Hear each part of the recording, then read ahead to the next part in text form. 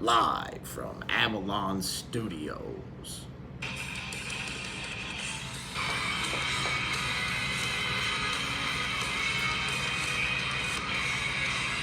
This is Logcenter.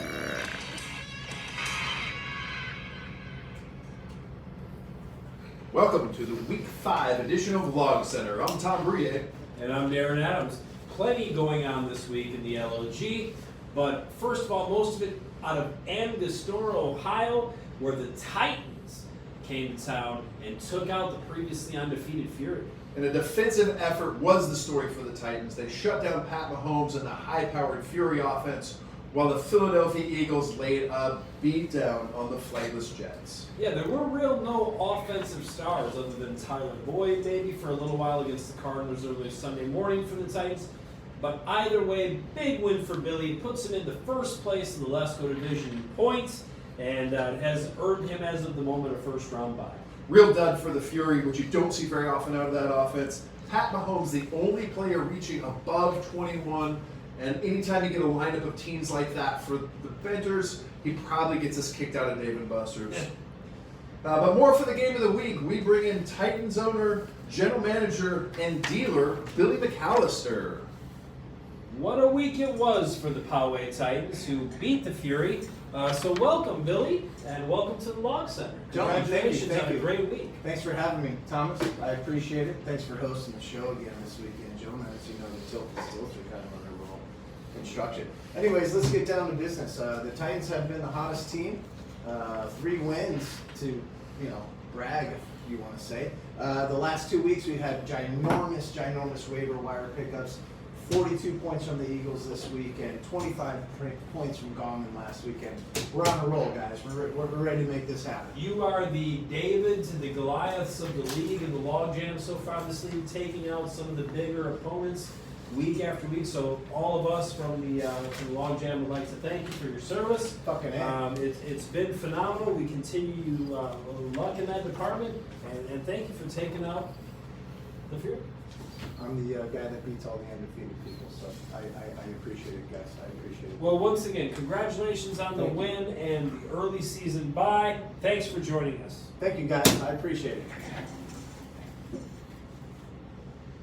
And that takes us out to Zokolakowiceville in Poland, where the Daddies went in the underdog and came out victorious, picking up the carotid artery in the process, 165.4 points. Well, I think it's called the Carrot Award, Tom, and it says so right there on the cue card. Whatever.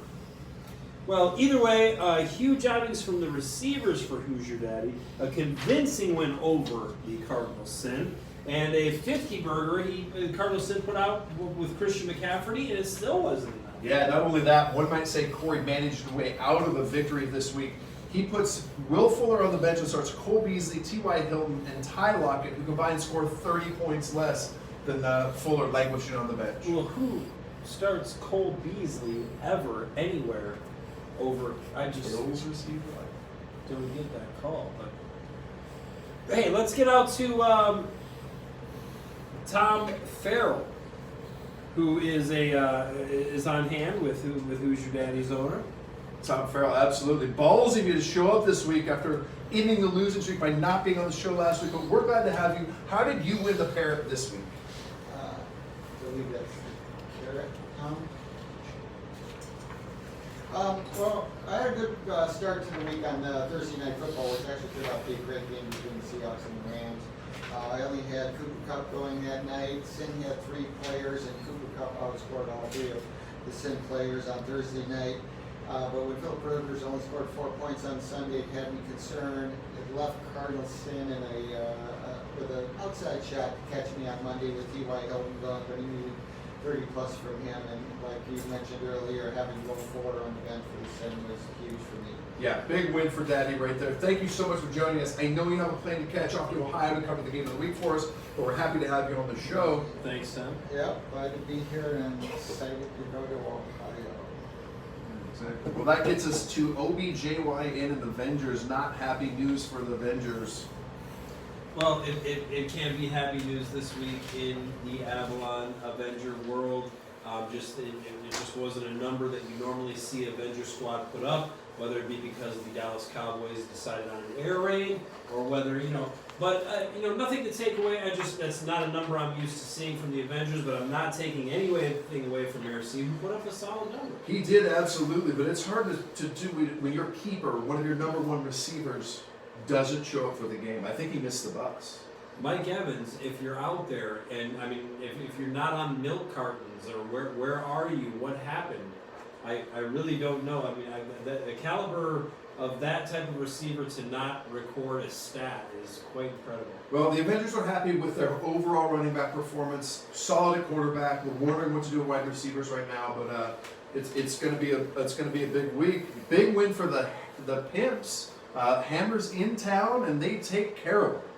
Well, the Pimps are, like I said, we're on a roll, and this is going to happen to teams that want to test us at this point. Yes, we've traded away some talent, but if all you're going to do is throw up Aaron Jones, or Aaron whoever against us, it's not enough. You're going to have to bring more than that, Mr. Commissioner. Wow, strong words there from Pimpville. Big win there. Don't want to forget about Young and Zorros this week. Young getting the first victory of the year. Zorros taking the fine for being the team to lose to the team getting its first win. Well, first of all, congratulations to Young and Confused. Finally getting off what we call the proverbial snide here, and Zorros. It's been kind of a sideways year for you. We all thought you would be off and running, but you're taking fines, and it's kind of sideways. But again, congratulations to Andrew and Young and Confused for getting off the snide, and Deshaun Watson. Like someone said last week, it's been costing you the Hasbro form. What's up a 50 burger? Whether you want it to be a 60, whether you're going to go on and continue to complain, you're saying 4-1 points. And this week's editorial brought to you by Tums. That gets us to our news segment called Reports from Around the League, brought to you by Clase Azul. This is where we get our intrepid correspondents, the inside information that Logcenter viewers have been used to.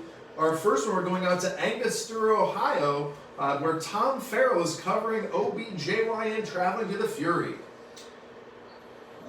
Thanks, Tom. I'm here in Ohio, which is right across the river from Kentucky over there, and we're going to cover the team so nicely named twice versus the Bitters Fury. Interesting going on in OBJYN camp, where they might actually have to consider benching their namesake OBJ because they've been getting some great production from their other receivers. Fury is going to have to rely again on that strong defense. They're only allowing 116 points a game against them in the League of Gentlemen so far this year, and that's been a key to their success. And then they have to worry a little bit about the Kansas City offense, which has been held in check for the last 2 weeks. Absolutely. Great info there from Ohio. Tom, you eating any delicious food while you're in Ohio? I don't recommend the Skyline chili. It's kind of like when Ari went to Poland and he had that upset stomach. Oh shit, Spain. Oh, the Hammers are traveling a little bit later to the Sin in Poland, so we'll see if that comes up again. But for right now, Darren, who do you like in the OBJ Fury matchup? Well, I like the Fury in a bounce-back game here. I like the Fury to come back and get a win. I'm with you there, but I'm going to go with that running game in OBJ. I think it's a win right here. I think the Kansas City offense is shut down again. I'm going to take OBJ. Well, that sends us to, Hammers versus Sin. We're going out to Poland, where Billy has been kind enough to travel across the continent to Zokakalakawitz, Poland, to cover Hammers and Sin for us. Gentlemen, it's cold up in here in Zokakalakawitz. The Hammers and the other guys, they've had a lot of historical issues with each other. Can't really say it on tape. Basically, this comes down to the horrible kickers that the Hammers have and the wonderful running backs that the Sin have. I'm taking Sin all day long, gentlemen. That's all I got. Absolutely. Well, thanks for heading to Poland for us out there. I am going to put a win in the Sin column as well. I think this is going to be a trio of sin agreeers. All right, so everybody picking the Sin in this matchup.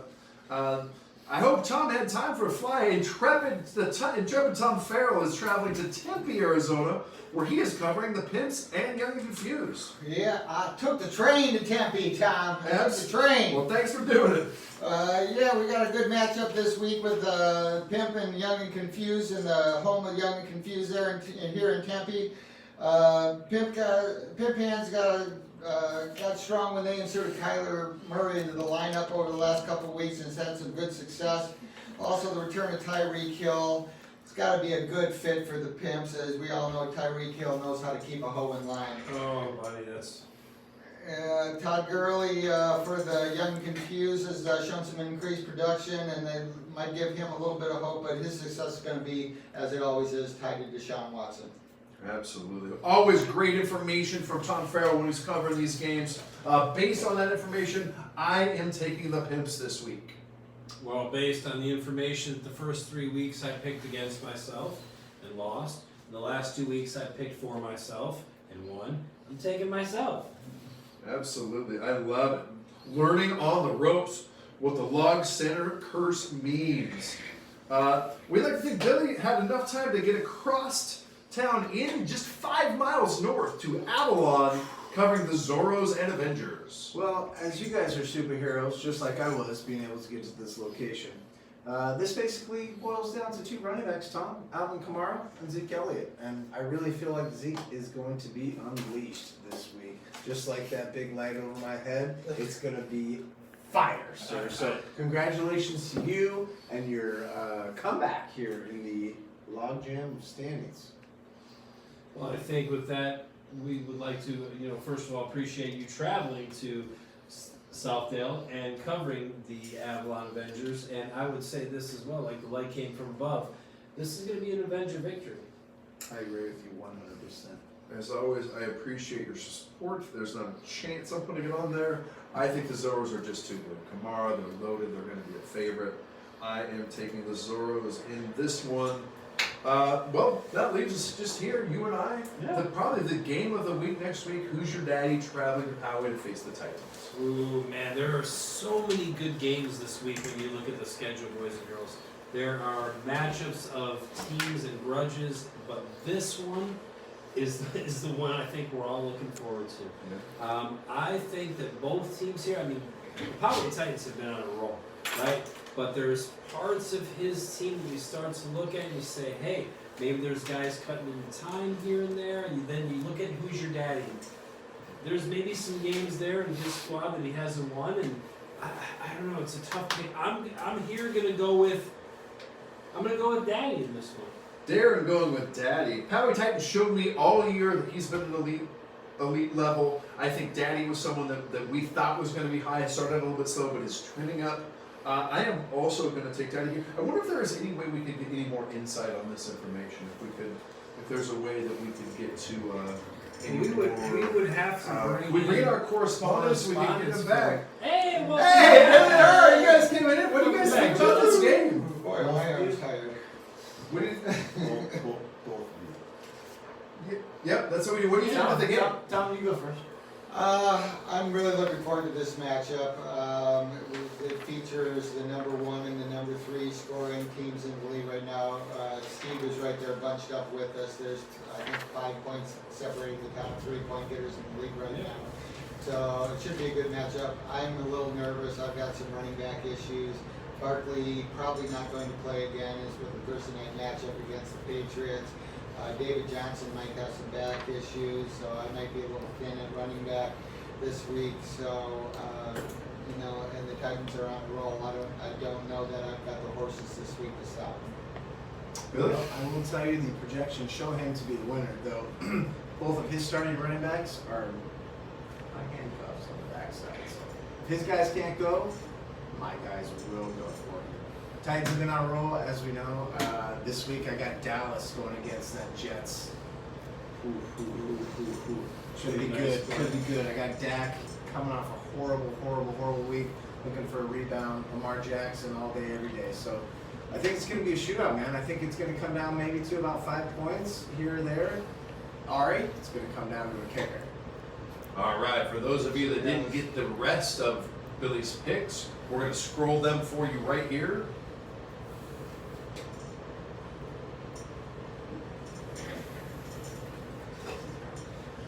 All right, Darren, that wraps us up. Thanks for tuning into Sports Center, everybody, right? Yeah, thanks for tuning in to the Log Center, and we appreciate having you. And it's halfway through the league. I mean, we're at the midpoint at this point. So I do not think that word congratulations means on- what you think it means, but those of you on tune in for Ari's Cat Survivor Edition coming up next. Thanks for tuning in to Log Center. live in the studio audience.